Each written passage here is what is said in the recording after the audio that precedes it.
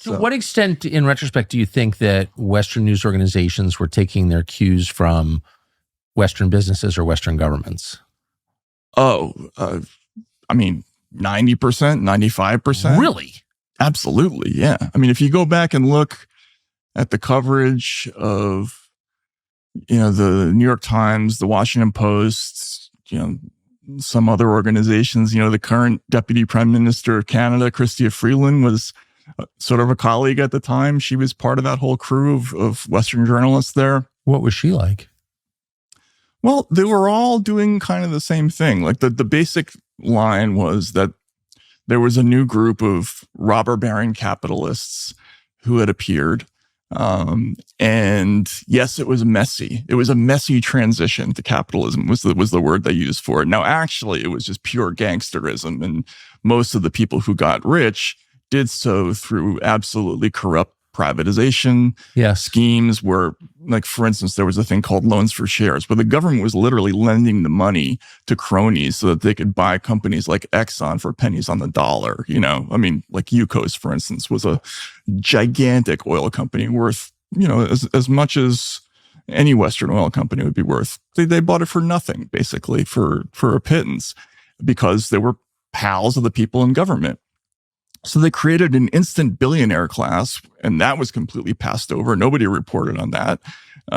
Then once these people had money, they were treated as sort of legitimate wealth creators and, entrepreneurs. Yeah, exactly. They weren't even the robber barons who at least like built railroads. Oh, exactly. Stuff, right? Like these guys didn't do anything except steal. They were wealth extractors, and it was amazing watching the hype of these figures, the whitewashing of Yeltsin's complete misrule, his his brutalizing of domestic journalists, right? I mean, like there was a ton of that going on in the 90s, long before Putin came to office and became infamous from it. Yes, there were so many journalists who were killed before Putin came along. Under Yeltsin, yeah, the guy I mentioned. Only Putin kills journalists. That's what I heard. This started from the very beginning. They were doing this. I mean, that guy I told you about with the exploding briefcase, that was 1994 when that happened. There were a lot. I had a friend. Not exactly a friend, somebody I knew well, Alexander Hinstein, who also worked for a newspaper there. He got thrown in a mental institution in the Yeltsin years. There were all sorts of reporters shot. If you go in and shot, killed, beaten. I had another friend named Leonid Krutakov, who was not only fired every time he did an expose, but, he would be attacked. He had somebody come through his window one night, if I remember correctly. So it was a dangerous profession before Putin came to office. Now, obviously, it went to a new level once he came in, and, there were people I knew who died, right? In the years after he became president. But it wasn't an appreciably different vibe for journalists. The difference was that Putin concentrated government authority in a way that had not been done previously. Before, it was more of like a gangland free-for-all. Putin came in, he took over the last remaining independent television station, NTV. He had one of the oligarchs arrested, Vladimir Gusinsky, and the owner of Bank Menatep, Mikhail Khodorkovsky, famously put in jail. They were sponsors of media as well. So, but the only thing that was different is that the government was exerting sort of overt control over media, and they were stamping out the individual pockets of opposition.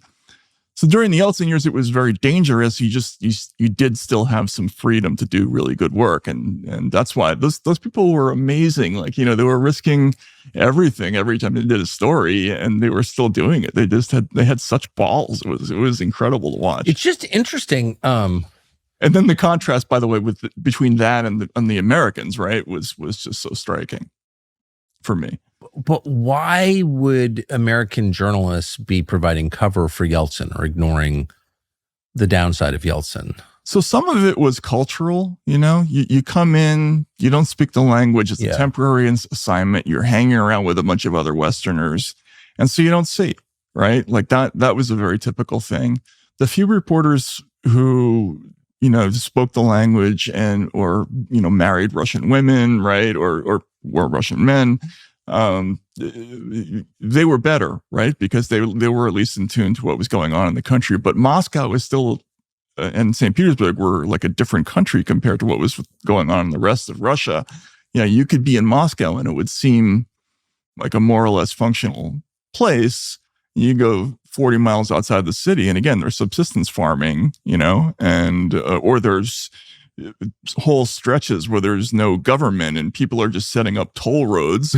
They're putting on camo fatigues and creating their own toll booths. So it's like Beirut. Yeah, exactly. But if you didn't go out, you wouldn't see it, So I think it was a problem of perception for a lot of these folks. And, but I thought it was inexcusable because, as a reporter, your first job is to find out, to check for yourself. And how were you treated by government there? So we had a unique position because we were publishing in Russia. So unlike all those other American reporters, I was technically a Russian news organization. We had a Russian newspaper. We had a Russian business, right? So even though we were in English, we were regulated by, the Russian government. We got visited every now and then by the tax police asking for bribes. And then after I left, they eventually shut the paper down. But they, they paid attention to us, but it wasn't the same as the way they paid attention to, the New York Times and other reporters. I mean, there were people who were Paul Klebnikov. You remember that name? Yeah. Yeah. So he got shot, right? While he was there. And I don't know that it was a Russian government interest that did that, but they were paying attention to coverage that went out overseas. They didn't care so much about what I was doing, which was writing for people who were in Russia. And, and also we were writing in English. So God knows how many Russian officials were even understanding what we were doing. So, yeah. So how did, well, first of all, why'd you leave? Well, it became harder and harder. The expat community shrank when Putin came to power, which killed our advertiser base.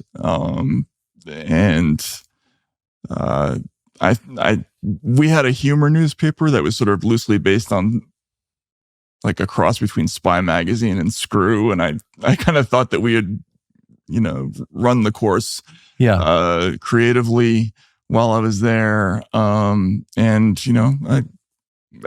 some point I just wanted to come home, but also, it had kind of turned nasty. Some of the people who I knew, I vaguely knew Anna Politkovskaya, for instance, who got killed while I was there. Yes. And there was another reporter who was sort of a mentor to me, this guy, Yuri Shikachikin, who became a Duma deputy.